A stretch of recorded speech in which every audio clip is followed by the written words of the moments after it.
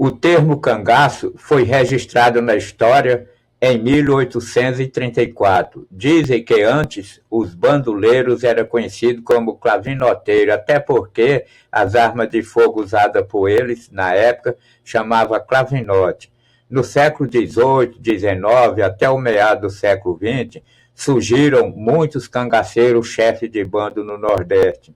A maioria deles pernambucano, como, por exemplo, José Gomes, o Cabeleira, depois de aterrorizar por alguns anos o sertão pernambucano, foi preso pela polícia e morto enforcado em Recife, em 28 de março de 1776. Adolfo Rosa Meia-Noite, cangaceiro que aterrorizou por mais de 5 anos o sertão pernambucano, foi morto em uma emboscada policial na região da cidade de Malta, na Paraíba.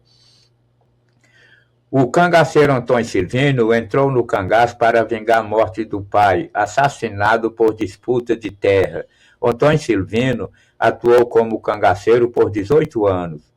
Em novembro de 1914, ferido gravemente em um combate com a polícia, se entregou para a justiça.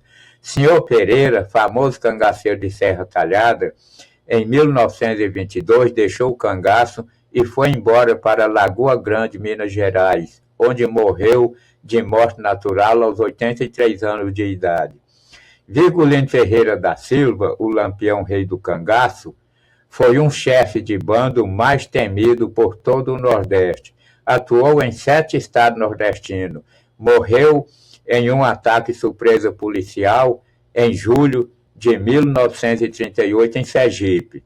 Cristino Gomes da Silva Cleto, de Sergipe, foi um cangaceiro com a alcunha de Curisco, que pertenceu ao bando de Lampião e era o braço direito do rei do cangaço nas batalhas.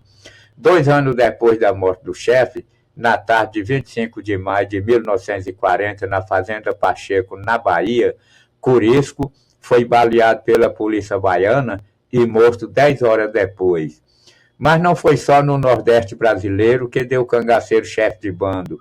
Em Goiás e Mato Grosso também pintaram alguns bandidos com característica de cangaceiros.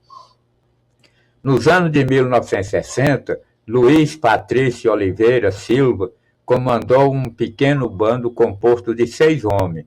Matou muita gente na região de Baliza, Goiás, e também na cidade de Ribeirãozinho, Mato Grosso, na época pequeno povoado. Luiz Patrício Oliveira Silva foi morto com seus cabras em um cerco policial. No tiroteio, um de seus homens, conhecido como Zé Quirino, conseguiu se escapar fugindo correndo mata adentro. Depois da morte de seu chefe, Zé Quirino continuou praticando violência, matando pessoas sem piedade no povoado de Ribeirãozinho e região.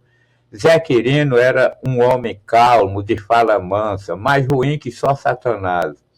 Coitado daquele que caísse em suas unhas, seria morto a tiros ou a facadas, sem nenhuma compaixão.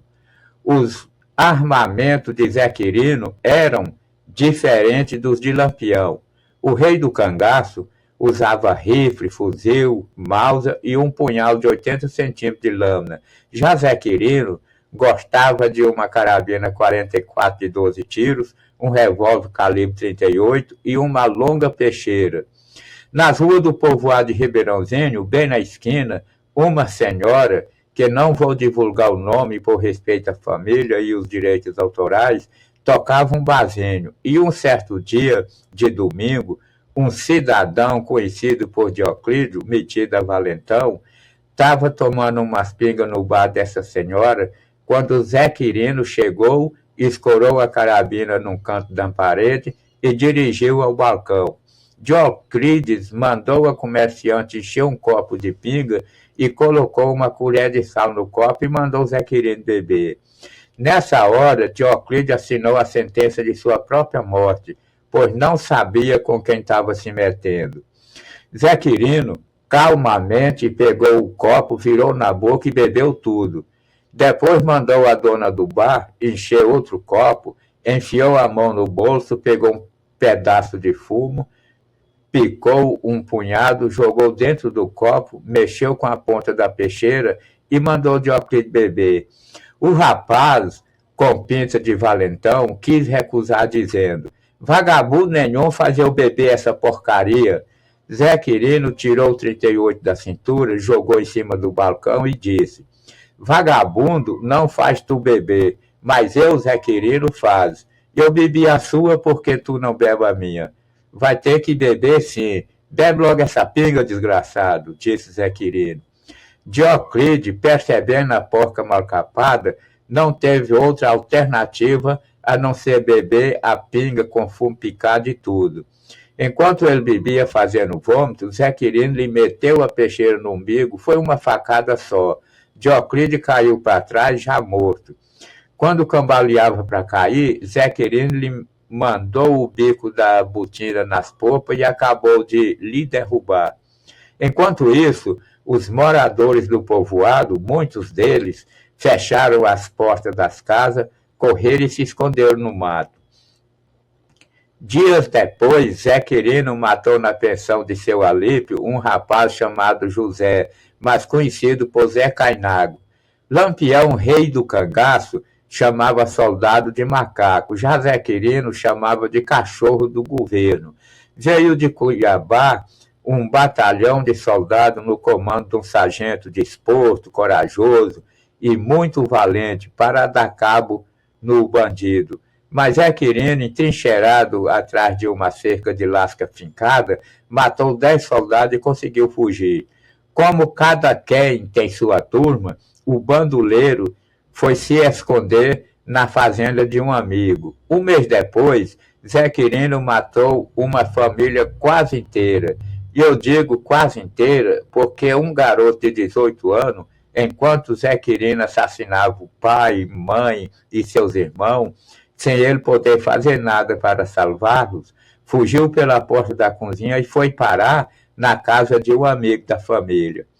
Esses assassinatos foi o início do fim de Zé Quirino, pois o garoto Toninho foi para Cuiabá, entrou na polícia e seguiu carreira militar. 3 anos depois, já como tenente, voltou no povoado de Ribeirãozinho com 70 soldados em seu comando para vingar a morte de sua família. Zé Quirino estava no povoado e se escondeu numa casa abandonada coberta de folha babaçu. Escurecendo, a polícia cercou a casa e meteram bala. Estava formando uma chuva, trovejava, relampeava e bala comia. Zé Quirino, como o Lampião rei do cangaço, era estrategista e esperto. Tirou a camisa, jogou na janela. Os policiais imaginaram que ele fugia pela janela e meteram bala na camisa. O próprio Zé Quirino botou fogo na casa. Com o incêndio, a polícia se afastaram e Zé Quirino aproveitou e fugiu pela porta dos fundos. Na fuga, Zé Quirino foi baleado. Nisso, veio um toró de chuva. Os policiais tiveram que cessar fogo e se retirarem. Zé Quirino caiu na beira de um córrego, passando bastante mal com o ferimento. Chovia muito. 1h da manhã, um cidadão que estava no povoado ia embora para casa. Deparou com Zé Quirino, mais morto que vivo. O cidadão conseguiu botar Zé Quirino e lhe amarrar sobre o arreio do cavalo. Levou ele para casa e cuidou dele. Mas Zé Quirino não resistiu aos ferimentos e morreu dias depois. E assim foi o fim de Zé Quirino, o cangaceiro de Mato Grosso que aterrorizou a população do povoado de Ribeirãozinho e região por muito tempo.